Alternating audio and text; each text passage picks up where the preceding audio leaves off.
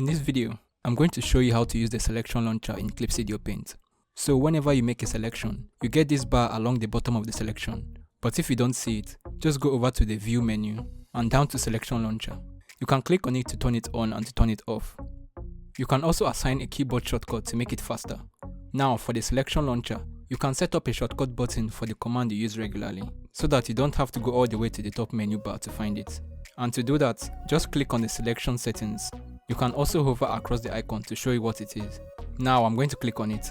Once you're in the settings menu, you see an option for menu commands, filters, views, edits, and many other. Some of them will be more useful than the others. Let's say I want to add crop image. I can just click on it and then click add and then click on done. Now when I hover across it, you will see that I have added the crop image shortcut. You can also remove it by clicking on the selection launcher and then clicking on the icon you want to remove, and then you can delete it. You can also change the icon by clicking on the settings and then changing the color, or you can even change the icon of the settings. If you want to add a divider, you can go into the selection launcher, click on the icon, and then click on separator. You can also group a set of icons by clicking and dragging it on top of the other. And when you click on this arrow, you will see a drop down menu of the icon. And that's it for this tutorial. Goodbye.